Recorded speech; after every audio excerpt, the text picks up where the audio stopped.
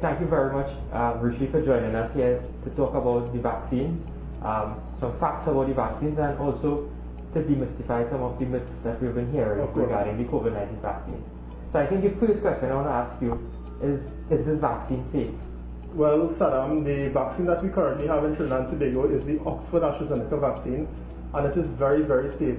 Tens of millions of doses of this vaccine has been dispensed around the world, and with very, very, very few side effects and very few adverse effects. Now, some persons are complaining and they're so fearful from taking the vaccine because of blood clots. Right. Well, that has been an issue, but it has been found to only be in around 4 persons per every million cases. So the chances of someone getting a blood clot is very, very rare, and the benefits of taking the vaccine far outweighs the disadvantages. And how many different types of vaccines are there? There are many different vaccines around the world. Some have been approved, some have not been approved.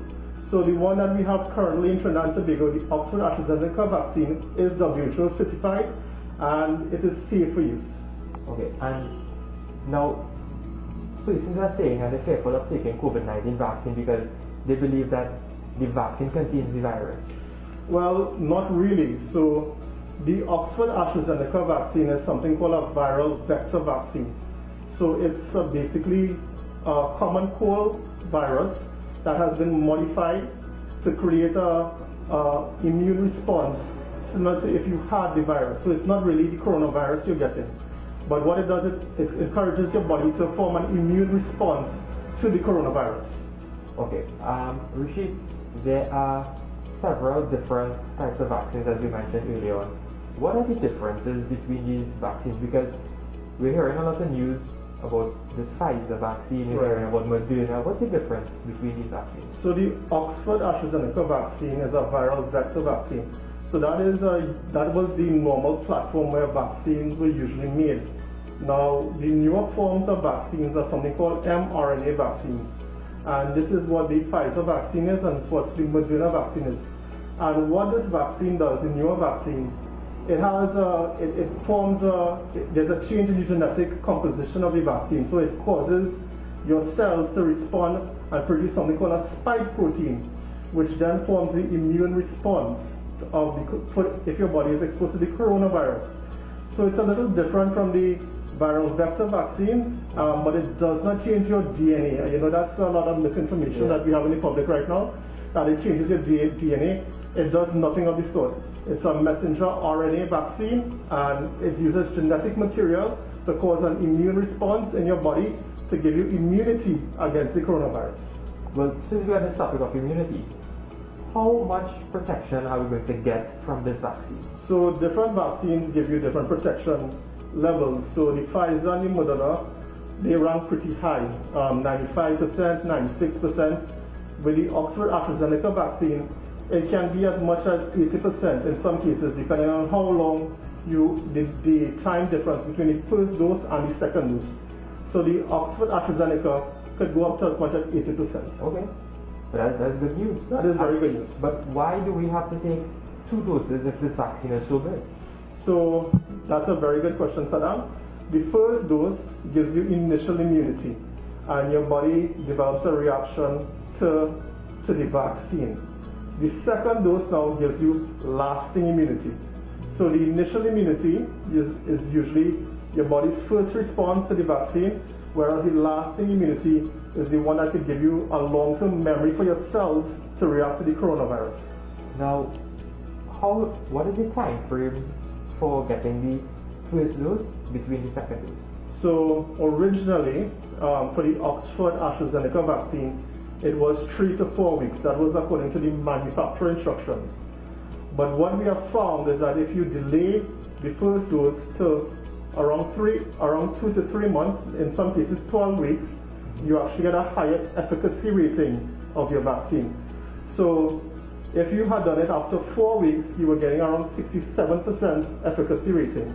But if you go up to 3 months, 12 weeks, you're getting as much as 80%. It's better to get the vaccine after 3 months. Actually, that's what they found after the clinical trials. I know I called you and we were discussing the side effects. You took your vaccine, did you get any side effects? I got a lot of side effects. About 6 to 12 hours after, I had headaches, I had a slight fever, and I had slight body pains. And you have side effects for about 2 days, and then you wake up one morning and everything is fine. But was it worth it? It was definitely worth it knowing that I am vaccinated. Now, what is scary, we hear that we have the Brazilian variant in Trinidad. Right. P1 variant. Yeah. Is this vaccine going to protect me from that variant? Yes, so it has been found that this particular vaccine will protect you against the Brazilian variant, which is the P1. Now, there's also the UK variant, right, which is the Kent variant, and this vaccine also protects you from the UK variant. There's also a third one called the South African variant, which this particular vaccine hasn't been very effective against the South African variant. But luckily, we do not have that in our population. Now, I want to ask this question, and it's a self-serving question because I want to take off my mask. If I take my vaccine, will I be able to go about wearing no mask? Because I heard President Biden telling persons in America you can wear your mask if you go outside in small crowds. Right, so because the United States of America have vaccinated quite a large percentage of their population, if you are fully vaccinated and you are mingling with other vaccinated persons, you can gather without your mask. But right now in Trinidad and Tobago, no one has gotten fully vaccinated as yet. So no one in Trinidad has gotten 2 doses as yet. When you have your 2 doses and you're fully vaccinated, you will have some level of immunity against the coronavirus. But because of our public health regulations, in the public, you still need to wear your mask. And I see many countries are announcing good news that they have reopened. Why is this so? Well, the vaccine is basically the solution to the coronavirus pandemic.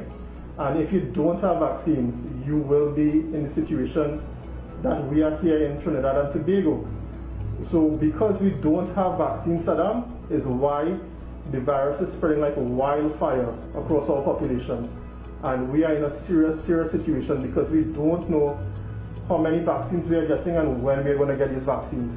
Until we get these vaccines, we will be in a continuous state of lockdown. And one other small note, Saddam, is if you get your first dose of the Oxford AstraZeneca vaccine, you should get your second dose with the same vaccine manufacturer. You cannot switch vaccines.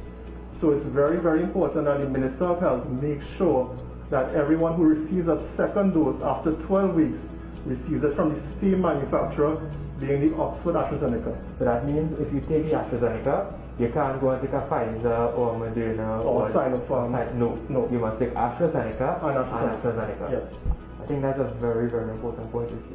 Well, I really do hope that we get some vaccines in time because a lot of those manufacturers are manufacturing millions a day. So I really do hope we get some good news and we have some more vaccine in Trinidad.